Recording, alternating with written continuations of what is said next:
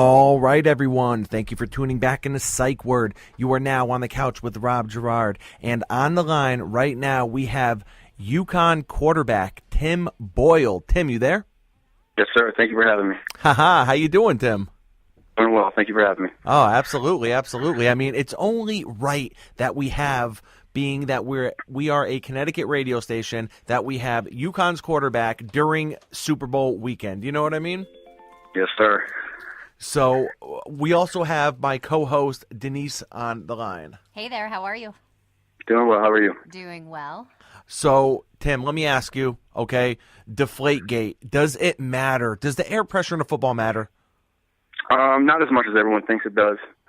It gives the quarterback a little bit more grip, but the way Tom Brady's throwing the ball, I don't think it really helped him out. And the Patriots just they took over the game over the Colts, so I don't think it had the effect that everyone thinks it did.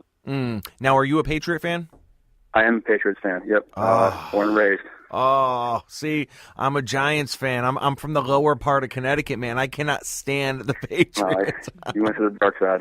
I did, man. I did. Yeah. So the idea of air pressure, that never came up with you in high school, college, none of that? I mean, I think most quarterbacks like the ball a little bit deflated just so they can get the good grip. Quarterbacks, for example, like Aaron Rodgers, he likes the ball overinflated. So I think from quarterback to quarterback it varies, but it's not really an issue. I think referees don't really think about it in the game. I don't think quarterbacks really think about it in the game. That you're so focused in on the game that you don't really think about it. So it's not really that big of a deal to me. I mean, I think it happens a lot, but all of a sudden it was caught this one time in a big game, so everyone's making a big deal out of it. So yeah, I mean, we'll see what happens. Absolutely. All right, so you're a Patriots fan, so should I even ask you who you like in the Super Bowl? I wouldn't even ask. I think it should be pretty clear. See, yeah. I mean, we're not a sports show by any means, okay? But I want to talk sports for a minute, okay? I look at Seattle. They have the better defense and the better running game. That's all I need to know, I feel like. Well, we have Tom Brady, and we have Boyle Revis, and I will say that I think these are the two best teams in the NFL, and I'm looking forward to the game. But being a Patriots fan, obviously, I'm rooting for the Patriots. You had me at Tom Brady. Yeah, I mean, that's all you really need. Once you have Tom Brady, you're all set. Exactly. So we're talking about the power of positive thinking on the show here tonight. So are you thinking very positive that the Patriots are going to win? Yeah, my mom always says, you throw positive energy out there, and it'll come back to you in a positive way. So you just gotta think positive thoughts, and positive things will happen. So let's talk about you, right? And your being an athlete and what you've come to in your life. Like, what do you contribute that to? You're talking about your mom. What makes you go? What makes you an athlete? I think just the competition every day of just trying to be better, and competing against other people and competing against yourself, because someone's always working as hard as you are, and if you're not getting better, you're getting worse, and that's the way I view it. So I think the great ones never stop. Tom Brady's never he's never watched enough film, he's never thrown enough balls. So like the good ones always try to keep improving themselves, and I think the challenge of the game of football is what keeps me going. And obviously, like I said, my family keeps me going. My dad, my mom, and both my sisters, they've been extremely supportive of me. But just being a competitor and having a love for the game keeps me going. Now, Tim, you're originally from Connecticut, right? Yes, sir. So what is it, how great does it feel to play for the Uconn Huskies? It really is. It's a blessing. And I was thinking about it a couple of days ago, and someone else was asking the same question. I can remember going to the Uconn South Florida game with my dad and my sister when Uconn won the game. Everyone rushed the field, and just the tradition behind Uconn, and just the fact that I'm now playing quarterback at Uconn, and how humbling of an experience that is. But it really is a blessing. I've been surrounded with great coaches and great players who have helped me learn the game more. So it couldn't be better for me.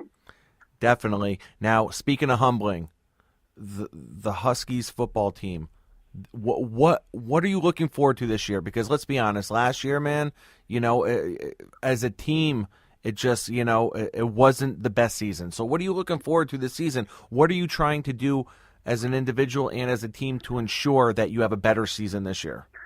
To be honest with you, I'm not really worried individually right now. I think everything needs to be team-oriented right now. Obviously, specifically, I'd like to increase my speed, increase my accuracy, all that kind of stuff, my presence in the pocket, all the quarterback things. But I think what makes a good team is leadership and, togetherness. So I think the team, and I can speak for the whole entire team right now, that, they're getting after it right now in the weight room in the off-season. And I think Husky fans should expect a much better year than the past 2 years. And we understand. I mean, we've all been to football games. We're all fans of a specific team.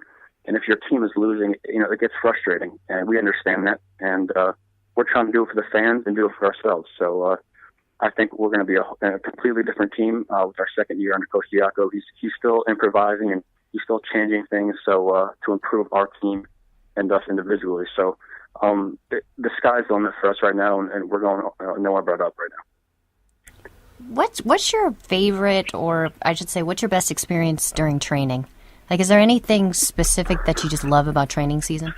Yeah, there's a moment when you're working out, when you're extremely tired, and it's a team workout when everyone's just gassed and you have no energy left, and someone just snaps and yells and gets the team going, and you get that second wind almost, and the whole team rallies, with each other, and you get the whole team aspect, and it brings the love of the game back to you because you understand why you're doing this.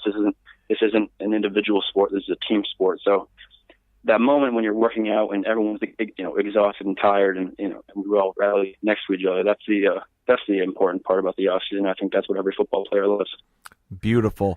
Tim Boyle, quarterback of the Uconn Huskies, thank you very much for stopping by Psych Word Radio Show. Now, if any of our listeners want to get a hold of you, are you on Twitter? Are you on social media?